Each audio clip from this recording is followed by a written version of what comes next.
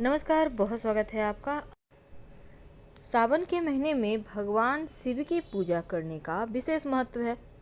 भगवान शिव को बिल्वपत्र सबसे ज़्यादा प्रिय है, क्योंकि बिल्वपत्र अर्पित करने से भगवान शिव की कृपा मिलती है।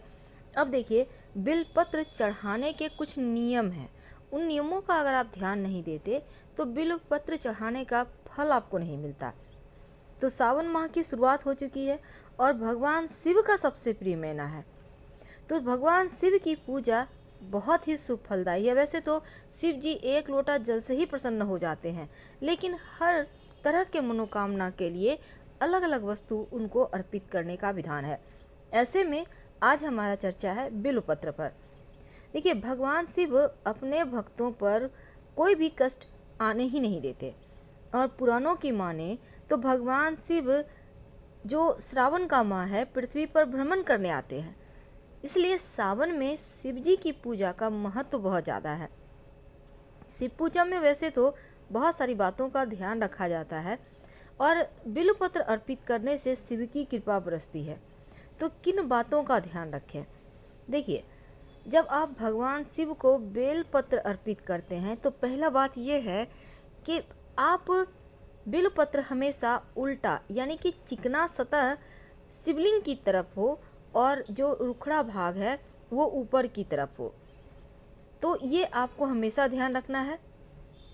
दूसरी बात, बिल्वपत्र अर्पित करते समय आप हमेशा अपने हाथ के दाहिने हाथ के अनामिका फिंगर यानी कि जो आपके रिंग फिंगर है, अंगूठा यानी थंब, मध्यमा उंगली यानी मिडल फिंगर, अंगूठा, अनामिका उंगली और मध्यमा उंगली से यानी तर्जनी उंगली और कनिष्ठा उंगली को आप साइड रखें यानी ऊपर की ओर, और उससे आप 3 उंगली से बिल्वपत्र को पकड़कर फिर अर्पित करें, और साथ ही बिल्वपत्र अर्पित करने के साथ जल भी अर्पित करें।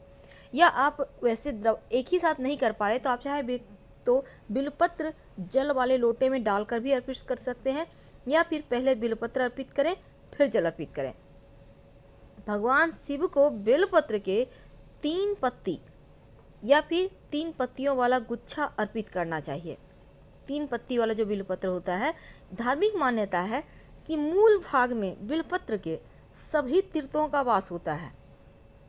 तो श्रावण के माह में बिल्वपत्र चढ़ाते वक्त आपको ये ध्यान रखना चाहिए कि बेलपत्र कभी भी अशुद्ध नहीं होना चाहिए, यानी कि पहले चढ़ाए हुए बेलपत्र को आप फिर से धोकर चढ़ा सकते हैं। फायदे क्या हैं बिल्वपत्र अर्पित करने के? देखिए, सावन में शिवलिंग पर बिल्वपत्र अर्पित करने से वैवाहिक जीवन सुखमय रहता है, संतान सुख की प्राप्ति होती है, बड़ी से बड़ी रोग परेशानी पीड़ाएं दूर होती है, अदालती मुकदमा जो भी है मुश्किलें वो समाप्त हो जाती है। सिर्फ बेलपत्र कभी भी अर्पित ना करें, बल्कि जल के साथ अर्पित करें। तो शिव जी की जो पूजा में बेलपत्र अर्पित होता है, इसके पीछे एक पौराणिक कथा है। समुद्र मंथन के समय कई चीज़ों के साथ विष भी निकला, और ये विष चारों ओर फैलने लगा। पूरी सृष्टि को बचाने के लिए भगवान शिव ने इस विष को अपने कंठ में धारण कर लिया, इसलिए महादेव को नीलकंठ भी कहा जाता है। तो विष के प्रभाव से भगवान शिव के शरीर में ताप बढ़ने लगा, जिसकी वजह से आसपास का वातावरण जलने लगा। तो उस समय के एक वैद्य की सलाह से देवी देवताओं ने भगवान शिव को बिल्वपत्र खिलाया और जल से स्नान करवाया। इसके बाद भगवान शिव के शरीर में उत्पन्न गर्मी शांत होने लगी। तभी से भगवान पर बिल्वपत्र चढ़ाने की परंपरा चली आ रही है। तो बिल्वपत्र के साथ इसीलिए जल भी अर्पित किया जाता है। इससे भगवान शिव को शीतलता मिलती है और उनका आशीर्वाद मिलता है। लेकिन हमेशा 3 पत्तियों वाला बिल्वपत्र ही चढ़ाना चाहिए। अगर 3 पत्ती से ज़्यादा पत्ती है तो और भी अच्छा, लेकिन कटा फुटा हुआ बेलपत्र कभी भी शिव जी को अर्पित ना करें। जब भी बेलपत्र अर्पित करें, पहले शुद्ध जल से धो लें, फिर गंगा जल आप उस पर छिड़क कर फिर शिव जी पर अभिषेक करें। और बिल्वपत्र चढ़ाते समय नमः शिवाय या ओम नमः शिवाय का जप करें, तो जीवन के सारे संकट दूर हो जाते हैं। स्कंद पुराण कहता है कि एक बार माँ पार्वती के पसीने की बूंद मंदराचल पर्वत पर जा गिरी। इससे वहाँ एक पौधा उगा जो बाद में बिलपत्र के पेड़ के रूप में परिवर्तित हो गया। तो बेलपत्र औषधीय गुणों से भरपूर है। इनसे दवाइयाँ भी बनती है, कई तरह की बीमारियाँ भी ठीक होती है।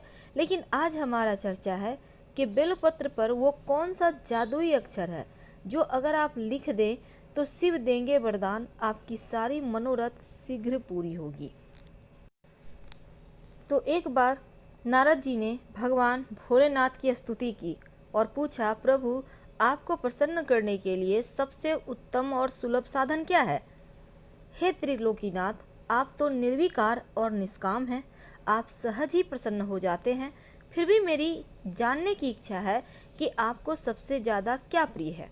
तो नारद जी की जिज्ञासा को देखते हुए भगवान शिव ने कहा, नारद वैसे तो मुझे भक्त के भाव सबसे प्रिय है, लेकिन फिर भी आपने पूछा है तो मैं उत्तर जरूर दूंगा। मुझे जल के साथ साथ बिलपत्र बहुत प्रिय है और जो लोग अखंड बिलपत्र मुझे श्रद्धा से अर्पित करते हैं मैं उन्हें अपने लोक में स्थान देता हूँ। भगवान का जवाब सुनकर नारद जी महादेव और माँ पार्वती की वंदना कर अपने लोक चले गए। अब नारद जी के प्रस्थान के बाद माँ पार्वती ने भगवान शिव से पूछा, हे प्रभु मेरी यह जानने की बड़ी उत्कृष्ट इच्छा हो रही है कि आपको बिल्वपत्र इतनी प्रिय क्यों है, कृपा करके मेरी जिज्ञासा शांत करें। तब शिव जी कहते हैं, हे शिवे, बिल्व के पत्ते मेरी जटा के समान हैं। उसका त्रिपत्र यानी 3 पत्ते ऋग्वेद, यजुर्वेद और सामवेद हैं। शाखाएं समस्त शास्त्र का स्वरूप है। बिल्व वृक्ष को आप पृथ्वी का कल्प वृक्ष समझिए और ब्रह्मा विष्णु शिव स्वरूप है। हे पार्वती, स्वयं महालक्ष्मी ने शैल पर्वत पर बिल्व वृक्ष के रूप में जन्म लिया था और इस कारण भी बेल का वृक्ष मेरे लिए अति प्रिय है। महालक्ष्मी ने बिल्व का रूप धरा, यह सुनकर माँ पार्वती कौतूहल में पड़ गई। माँ पार्वती कौतूहल से उपजी अपनी जिज्ञासा को रोक न पाई और उन्होंने पूछा कि देवी लक्ष्मी ने आखिर बिल्व वृक्ष का रूप क्यों लिया, आप यह कथा विस्तार से बताएं। फिर भोलेनाथ ने देवी पार्वती को कथा सुनानी शुरू की। महादेव ने कहा कि हे देवी, सतयुग में ज्योति रूप में मेरे अंश का रामेश्वर लिंग था। ब्रह्मा आदि देवों ने उसका विधिवत पूजा अर्चना किया और इसका परिणाम यह हुआ कि मेरे अनुग्रह से वाणी देवी सबकी प्रिया हो गई और भगवान विष्णु को सतत प्रिय हो गई। मेरे प्रभाव से भगवान केशव के मन में वाग देवी के लिए जितनी प्रीति उपजी थी वह स्वयं लक्ष्मी को नहीं भाई। अब लक्ष्मी देवी का श्रीहरि के प्रति मन में कुछ दुर्भाव पैदा हो गया और वह चिंतित और रुष्ट होकर चुपचाप परम उत्तम श्रीशैल पर्वत पर चली गई और वहां उन्होंने घोर तप करने का निर्णय लिया।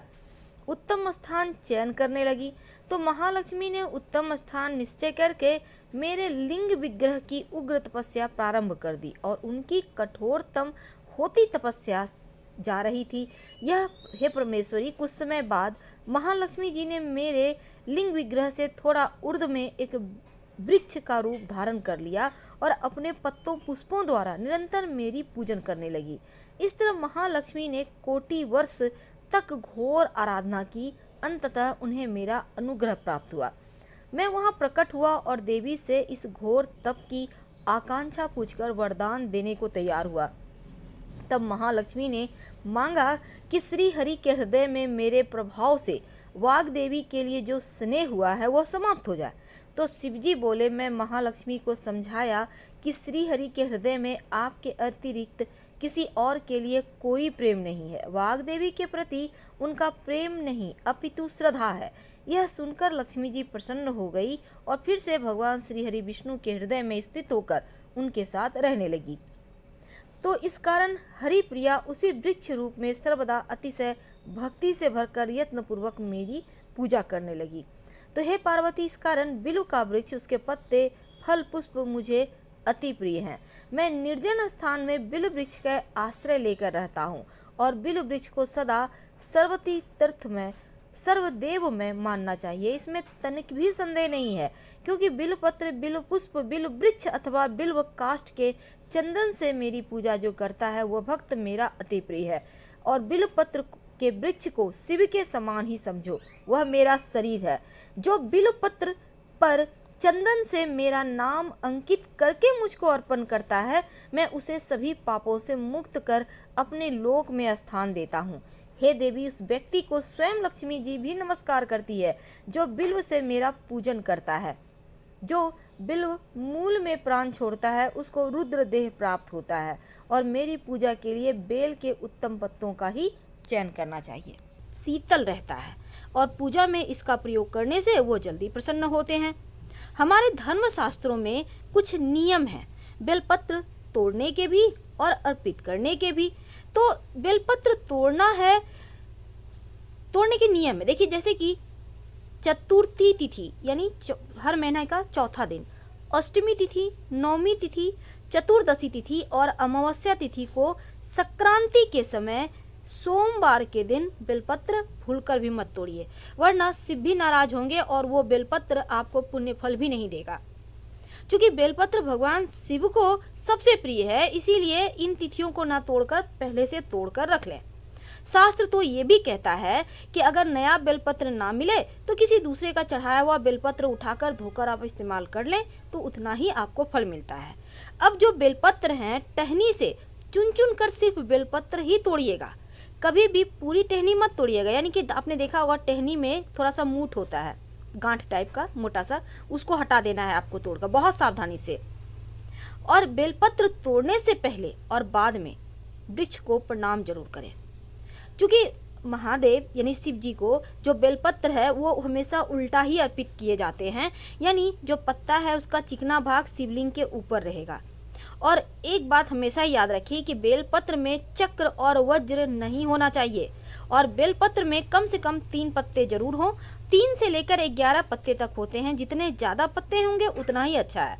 अगर आपको ज़्यादा पत्ते मिल जाते हैं तो शिव जी को अर्पित करने के बाद उठाकर उसको सुखाकर संभाल कर रख लें, ये जीवन में खुशियाँ बढ़ाता है।